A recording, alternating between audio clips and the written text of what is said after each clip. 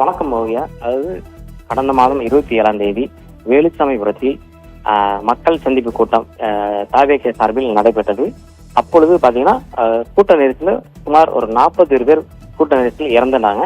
அது சம்பந்தமா சிபிஐ அதிகாரிகள் கரூர் முகாமிட்டு விசாரணை மேற்கொண்டு வருகிறார்கள். அந்த விசாரணையில் இங்கு சம்பவ பகுதியில் வைத்திருந்த கடைகள் உரிமையாளர்களை 4 பேர் விசாரணை ஆஜராக சொன்னாங்க. அதைத் தொடர்ந்து 15 ஆஜராகி விசாரணை அறிக்கையை தாக்கல் செய்தனர். இது சம்பவம் குறித்து விவரம் அளித்தனர். இதை தொடர்ந்து பாத்தீங்கன்னா அந்த நபர்களை இங்க சம்பவ இடத்துக்கு வேலுச்சாமிபுரத்துக்கு விசாரணைக்காக 4 நபர்கள் அழைத்து விசாரணை மேற்கொண்டிருந்தனர். இதுல பாத்தீங்கன்னா குறிப்பா அந்த சம்பவ இடத்துல நடந்த ஒளிப்பதிவாளர் நடந்த சம்பவங்களை என்ன சம்பவங்கள் நடந்தது அப்படின்னு சொல்லிட்டு ஒளிப்பதிவு செய்தார். அதை விசாரணை செஞ்சுட்டு இருக்காங்க.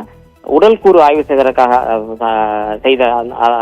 செய்ததையும் அந்த பதிவு செய்த அவரையும் விசாரணைக்காக அழைத்திருந்தார்கள்.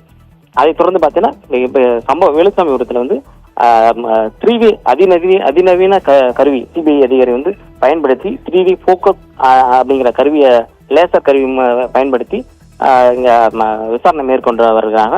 இதை இந்த கருவி பாத்தீங்கன்னா சம்பவம் நடந்த இடத்தையும் சம்பவம் முடிந்த இடங்களையும் துல்லியமாக கணக்கிட்டு தரக்கூடிய கருவியாக இந்த கருவியை பயன்படுத்துறாங்க. இது பாத்தீங்கன்னா அதிநவீன கருவி அப்படிங்கிறதுனால சிபிஐ அதிகாரிகள் இதை பயன்படுத்தி வருகிறார்கள்.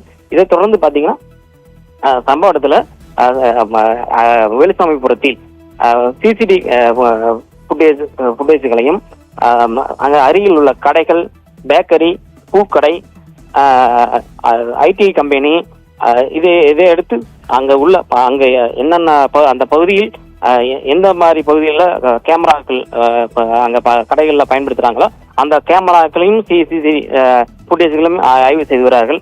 இதை தொடர்ந்து பாத்தீங்கன்னா இங்க சம்பவ இடத்துல டிஎஸ்பி தலைமையில போலீஸ் பாதுகாப்பு போடப்பட்டு வருகிறது. இதுல சம்பவ வேலுச்சாமிபுரத்துல 12 அதிகாரிகள் இங்க முகாமிட்டு கிடுக்குப்பிடி விசாரணை மேற்கொண்டு வருகின்றார். இதை பாத்தீங்கன்னா இன்ச்சு பை இன்ச்சாக இந்த பகுதியை சிபிஐ அதிகாரிகள் விசாரணை மேற்கொண்டு வருகிறார்கள். ஓவியா, விவரங்களுக்கு நன்றி செல்வராஜ்.